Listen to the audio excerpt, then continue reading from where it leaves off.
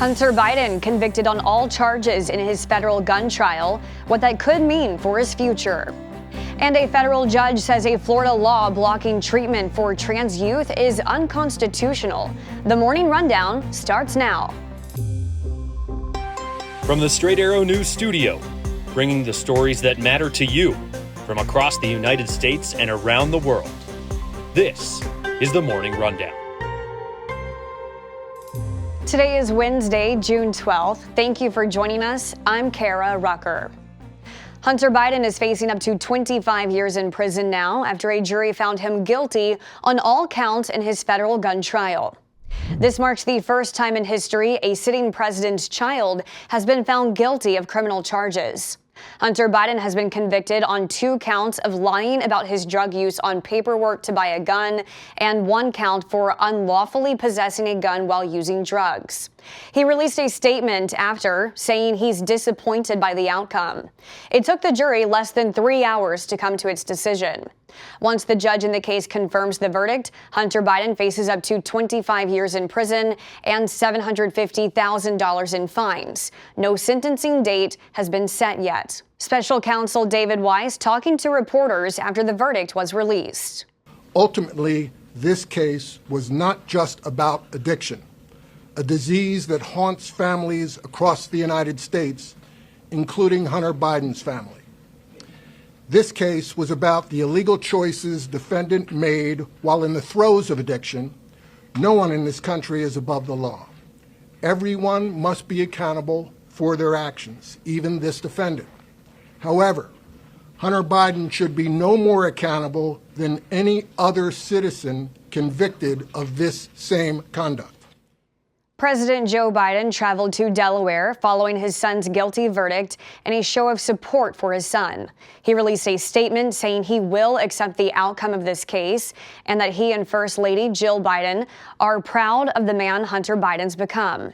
In September, Hunter Biden will stand trial in California, where he faces 9 federal tax charges. Hamas responded Tuesday to a U.S.-backed ceasefire proposal for Gaza, suggesting amendments but not fully committing to the terms, Israel viewing the response as a rejection. Hamas insists that any ceasefire should lead to a permanent end to the war, including the withdrawal of Israeli forces and the reconstruction of Gaza, along with the release of Palestinian prisoners. Despite U.S. assertions that Israel accepted the proposal, Israel has continued its operations in Gaza and has not publicly confirmed accepting any deal.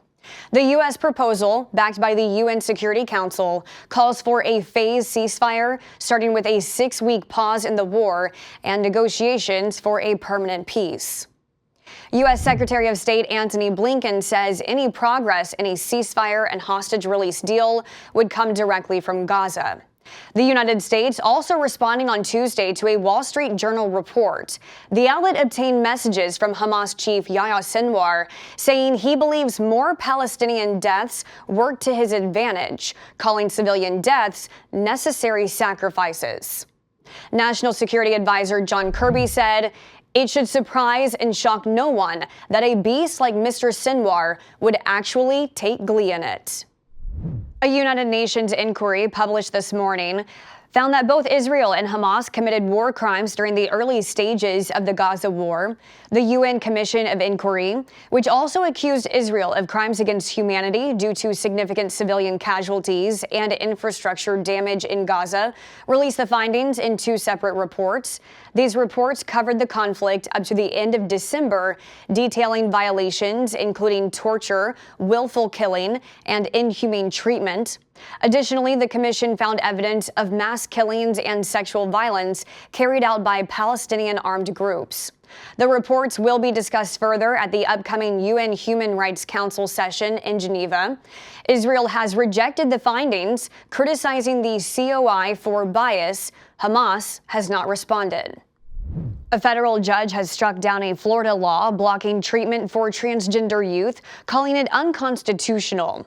The law not only blocked gender transition surgeries and hormonal treatments for transgender minors, it also severely restricted such treatments for adults. The judge said the state went too far when it barred transgender minors from being prescribed puberty blockers with their parents' permission.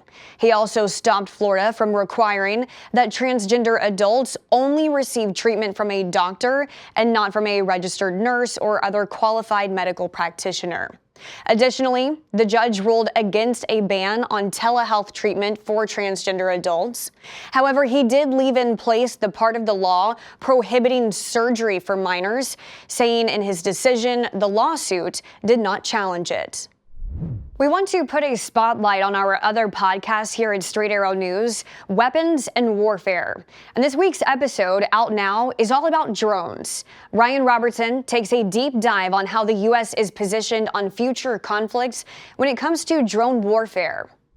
Hear from former Air Force leaders, as well as some defense and security experts, on what our national defense is doing right now and where it needs to get better when it comes to drones in the hands of today's operators. And in the Weapon of the Week segment, learn why the Special Forces community turned to an Alabama startup that got its start pioneering the Drone Racing League. You can find Weapons and Warfare wherever you get your podcast. Finally this morning, the reigning champ of the annual Nathan's Famous 4th of July hot dog eating contest says he won't be chewing his way to victory this year. Joey Chestnut has won the contest 16 times total, and every year since 2016. So what's got him dogging it this year? He's going vegan. Well, he's endorsing a vegan hot dog brand over Nathan's. The professional eater taking to social media, saying he was gutted to learn he'd been banned from the annual event after almost 2 decades. These are your top stories for this Wednesday. We'll see you back here tomorrow. Until then, I'm Kara Rucker. Have a great day.